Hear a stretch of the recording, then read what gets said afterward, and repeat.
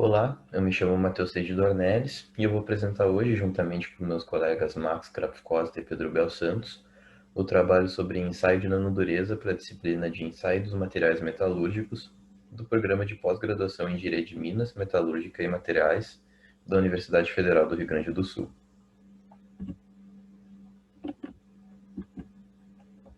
Nós vamos começar o trabalho com uma breve introdução ao ensaio da nanodureza, passando por uma breve também contextualização do tema, e falaremos também sobre as características do indentador e das medições de dureza e do módulo de elasticidade, e depois nós passaremos para alguns estudos de caso.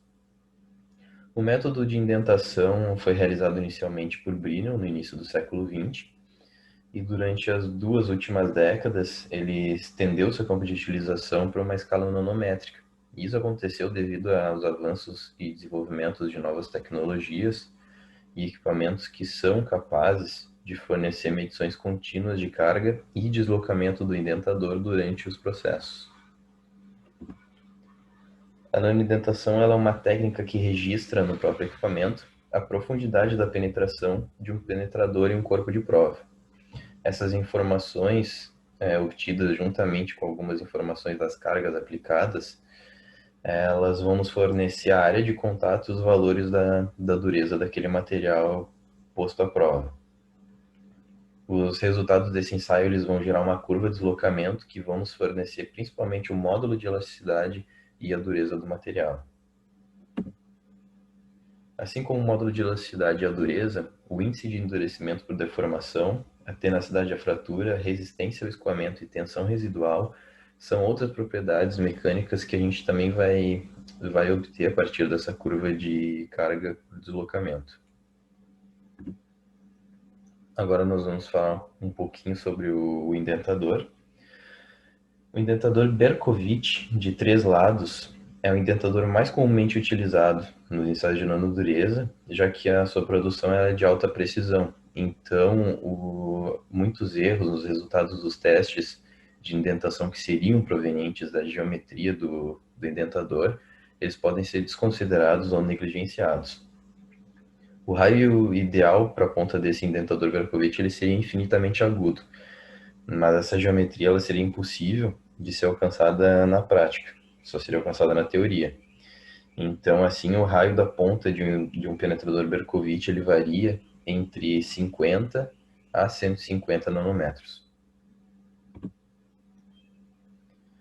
O ensaio da nanodureza consiste como eu já falei, consiste na realização de uma indentação na superfície de material plano. Tu vai aplicar uma carga conhecida, que é chamada de P, e com indentador de geometria também conhecida e dureza consideravelmente superior à dureza do material que vai ser posto a teste, né? Porque afinal de contas esse indentador ele vai promover uma deformação plástica na superfície do material que vai sofrer o teste. Então nós podemos ver aqui na figura 2 a superfície de um material de uma superfície plana antes, durante e depois da aplicação da carga. Então ali a gente pode identificar a profundidade de contato, que é denominada de HC, o deslocamento final após a retirada da carga aplicada, que vai ser denominado de HF, e a profundidade máxima de penetração, representado pela sigla Hmax.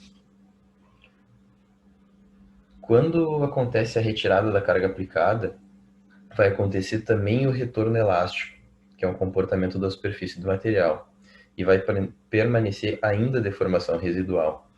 Então, a diferença entre essa força aplicada e a força de retorno vai nos fornecer a dureza e o módulo de elasticidade do material. Claro, considerando que o penetrador seja indeformável. Na figura 3, nós temos representado novamente as diferentes fases da penetração durante o teste, assim como a representação na curva de carga por deslocamento.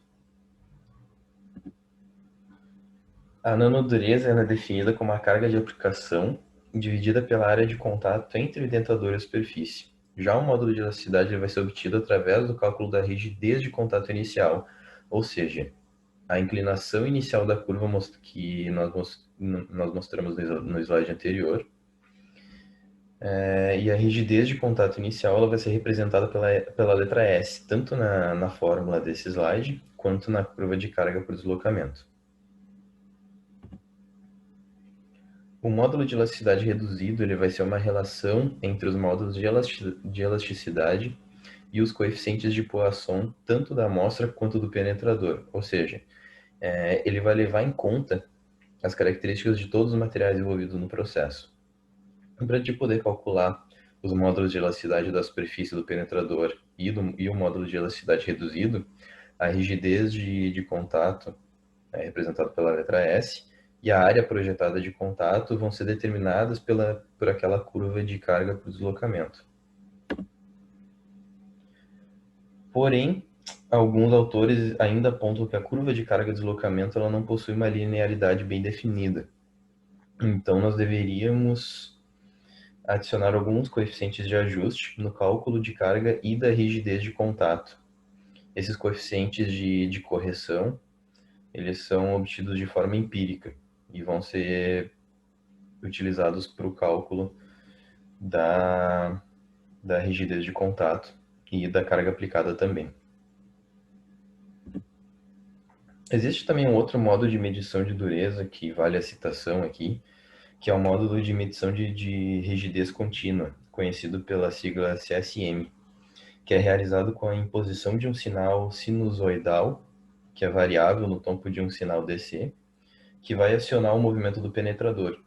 Um amplificador de frequência ele vai analisar a resposta do sistema e vai permitir a medição da rigidez de contato em qualquer ponto na curva da carga.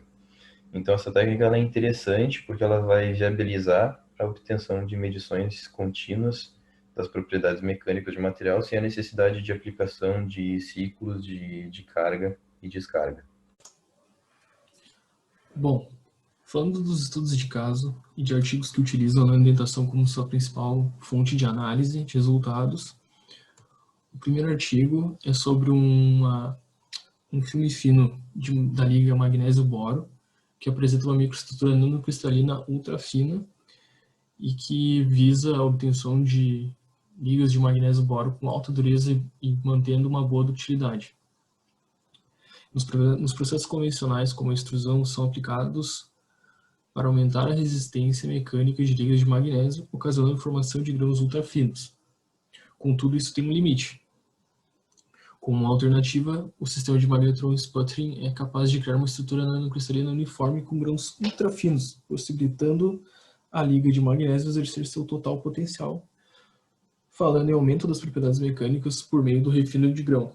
O processo de síntese utilizado nesse trabalho, e pelos autores, foi o de magnetron sputtering, apresentado na figura 4. Esse processo permite a formação de um filme ultrafino de aproximadamente 500 nanômetros de espessura, que neste trabalho foi formado pela liga magnésio-boro, o boro sendo um dopante no magnésio. O filme da liga foi depositado na superfície de um alvo de silício polido, que aparece ali na figura, sendo removido para análise posterior. Além do filme da liga, um filme de magnésio puro também foi produzido para comparação. Para aumentar ainda mais as propriedades mecânicas e driblar o efeito de Hall-Petch inversa, ou seja, para a liga não apresentar um ponto onde o refino de grão apresenta efeitos contrários à lei de Hall-Petch, que diminuindo as propriedades mecânicas como a dureza para grãos geralmente menores de 10 microns, a combinação de estruturas nanocristalina com estrutura amorfa se mostram de grande eficácia. Os autores utilizaram o modo de medição de rigidez contínuo com um indentador de diamante tipo Bergovich. Esse modo possibilita a gravação contínua da carga e deslocamento durante a carga e a descarga. A profundidade máxima de indentação foi de 500 nanômetros, com um tempo de penetração de 10 segundos, sendo realizados 10 indentações para cada análise, separadas por 30 nanômetros de cada uma. Após as medições, as amostras foram submetidas à MEV e à FM para investigação e comparação das condições de fratura. Essa fratura além de ser visível pelo MEV e pela FM, verificados à direita ali do slide, também são visíveis na curva de carga-deslocamento, onde ocorre o achatamento do pico das curvas, o que caracteriza a fratura frágil dos materiais. Na tabela 1 são apresentados os valores para dureza e módulo de elasticidade de cada material, onde o magnésio dopado por boro apresentou maior dureza e maior módulo de elasticidade. Segundo os autores, a resposta para o ganho da dureza é a matriz amorfa constituída pelo boro intersticial, que invalidou o deslizamento dos grãos, combatendo o efeito de Hallpett inverso. Sendo assim, os grãos extremamente finos, em conjunto com o boro intersticial, são os responsáveis pela elevada dureza do filme fino dopado. No estudo de caso seguinte, as propriedades mecânicas de uma camada superficial não estruturada em aço inoxidável 316L foram estudadas. Esse aço inoxidável passou por um processo de nanocristalização superficial, ou Surface Nanocrystallization, ou SNC, que é responsável por gerar um revestimento superficial nanoestruturado que promove aumento das propriedades e comportamentos superficiais dos materiais metálicos. O Ultrasonic Shotting Pitting é um processo que gera a nanocristalização superficial e é considerado um dos processos mais promissores e que forma rapidamente e de maneira efetiva esse tipo de superfície. O processo de shotting pitting é baseado na vibração de pequenos projéteis esféricos obtidos por ultrassom. Juntamente com elevadas frequências do sistema, a superfície do substrato sofre inúmeros impactos em um curto período de tempo. Esses impactos promovem deformações plásticas que refinam a microestrutura superficial do material em uma escala nanométrica. A figura 5 representa um exemplo do sistema de USSP. Para a medição da dureza do revestimento nanoestruturado em função da profundidade da indentação, foram feitos testes de nanoindentação na região de corte transversal da amostra, onde foi obtido um perfil de dureza das amostras, como apresentado na figura 6, onde cada curva corresponde a um ponto no corte transversal da amostra, ficando claro que o topo, superfície, apresentou maior dureza que o núcleo. Além disso, 25 indentações foram realizadas apenas na superfície do material, com a profundidade de indentação máxima de 2.500 nanômetros, que é apresentado pela figura 7, onde o perfil de indentação demonstra diminuição de valor de dureza de acordo com a profundidade da indentação. Assim como a dureza, o módulo de elasticidade segue o mesmo comportamento e diminui de acordo com a profundidade das indentações. Bom dia, pessoal. Eu sou o Max. Vou mostrar para vocês 2 artigos que usam ensaio de nanodureza para estudar alguns materiais, né? Então, esse primeiro artigo ele mostra a aplicação da técnica de nanodureza para avaliar as propriedades da zona interfacial da matriz de cimento e celulose em compósitos preparados com extrusora. O grau de resistência da ligação entre a fibra e matriz é reconhecido como uma importante variável que influencia as propriedades macromecânicas do material, né? Como módulo de ruptura e tenacidade de compósitos à base de cimento. Então, é amplamente aceito que o concreto na escala mesoscópica, né, que é aquela escala entre a microscópia e a macroscópia, né, deve ser tratado como um material composto, onde a gente tem 3 fases, né? Uma é a pasta de cimento endurecido, os agregados, que é a outra, né? E a zona que fica entre essas duas, que a gente chama de zona de transição interfacial. Então, essa zona de transição é a região que fica em torno das partículas do agregado, ali do cimento. Esta região ela tem como característica uma maior porosidade e menores partículas de cimento. Esse composto à base de cimento e fibra de celulose é um material complexo, né? Então, deve ser feito um estudo quando se tem uma estrutura dessa forma para entender o que acontece naquela região.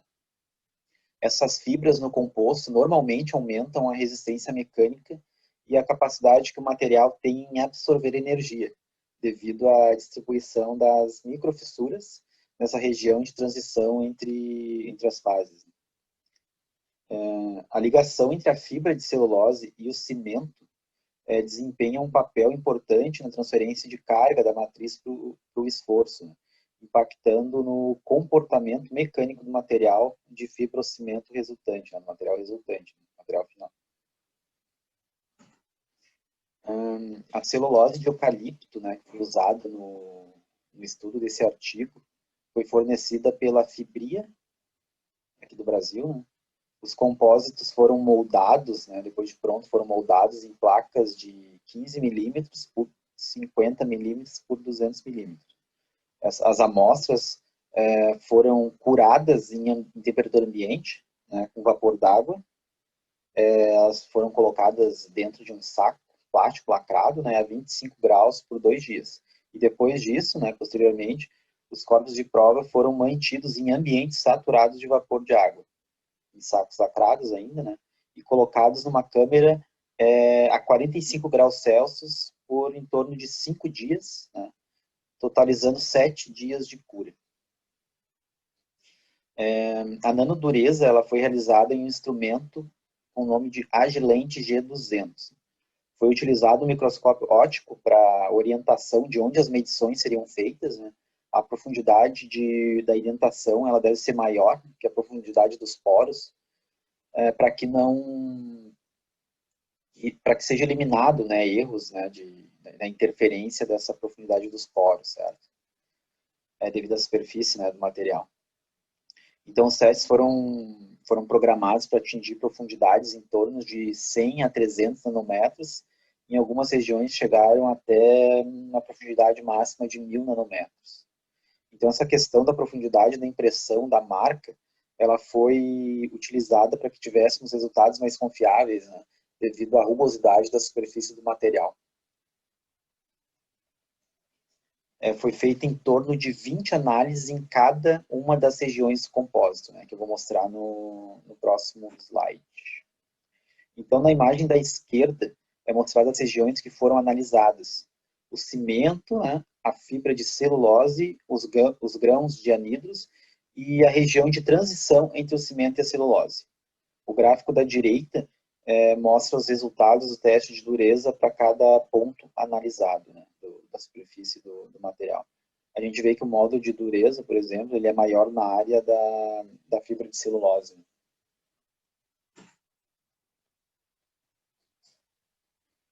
Então, né, concluindo, as fibras de celulose elas absorvem água, que acaba deixando ela mais rígida. Foram também encontrados altos valores de dureza na fibra de celulose, certo? Se verificou também que as fibras de celulose absorvem água do cimento, que acabam por aumentar e enrijecendo, né, da fibra de celulose, certo? O aumento da rigidez da parte interna das fibras de celulose é uma desvantagem, porque pode induzir a perdas da capacidade do reforço. Então, esse artigo acaba aqui. Agora eu vou comentar sobre um outro artigo e focar mais na parte que diz respeito ao teste de nanodureza. Neste estudo foi obtido um laminado com camadas de alumínio e cobre. Este laminado é um material em camada onde o alumínio e o cobre, neste caso, né, eles são colocados de forma alternada um sobre o outro. Assim se obtém um material duro e dúctil com um rígido e um duro. Os laminados metálicos são materiais em camadas que consistem em filmes alternados. O laminado resultante tem uma boa combinação de tenacidade, resistência e leveza, e tem aplicações estruturais em potencial, incluindo materiais de blindagem. Então, esses materiais são fabricados por meio de uma variedade de técnicas, que normalmente envolve o arranjo de camadas alternadas de dois materiais diferentes, com processamento deles em temperaturas elevadas. A união por difusão é um desses processos, né, em alta temperatura, em que as camadas elas são unidas umas às outras sob tensão. Este sistema é interessante porque o alumínio e o cobre são metais altamente dúcteis e são passíveis de uma variedade de mecanismos de fortalecimento. Além disso, o diagrama de fase do alumínio e cobre ele é rico em compostos intermetálicos. Então, ao controlar a temperatura e o tempo durante a ligação por difusão, é possível obter diferentes tipos e quantidades de compostos intermetálicos na interface do alumínio e do cobre. Então, as fases individuais elas foram analisadas com o equipamento Easytron TI-900 em temperatura ambiente. Foi utilizado um penetrador de diamante piramidal de 3 lados. Na figura da esquerda, ali na imagem listrada, né, com equipamento de imagem BSE, que é um equipamento, o nome mesmo é Backstaring Electron, né, com regiões, a gente vê região clara e escura, mostram as camadas de alumínio e de cobre. E na imagem da direita é possível ver a região de transição entre as camadas de alumínio e cobre. Então temos 3 regiões bem definidas, né, o cobre, a do alumínio e essa região entre o cobre e o alumínio. Então, no gráfico da esquerda é mostrada as curvas de penetração, as 2 fases bem definidas de alumínio e cobre, e para as 3 intermetálicas que ficam na região entre alumínio e cobre, certo? As 2 curvas da direita, a laranja e a preta, né, daquele gráfico da esquerda ali, essas são as curvas do alumínio e do cobre. Dá para ver que a curva de descarga, ela não volta em cima da curva de carga. Então, mostrando que nessas fases os materiais sofrem deformação plástica. Já nas regiões intermetálicas, né, naquelas outras 3 corzinhas bem da esquerda, a curva de descarga ela acompanha a curva de carga. Então, mostra que nessas regiões ocorre pouca deformação plástica. A curva da direita, né, a linha rosa, ela mostra a variação de dureza. Tem 2 linhas na vertical que limitam a fase do alumínio, né, a fase intermetálica e a fase do cobre, né, as linhas delimitam essas 3 fases mais definidas, mostrando que a dureza é maior nessa fase intermetálica, na fase do meio. Então, foi possível mostrar através do teste de identação, né, teste de dureza, que os compostos intermetálicos têm dureza maior que as camadas de metal, de alumínio e de cobre. Não foi encontrada fissuras entre as faces dos metais durante o teste de nanodureza, sugerindo uma boa resistência interfacial, né, entre os materiais. A alta dureza das camadas intermetálicas e a boa ligação entre as faces do metal e o intermediário indicam que o sistema deve possuir uma alta resistência e alta tenacidade. Bom, aqui estão as nossas fontes de pesquisa com artigos e outros meios que usamos para buscar as informações que nós colocamos na nossa apresentação, certo? Então, obrigado pela atenção e pelo tempo de vocês.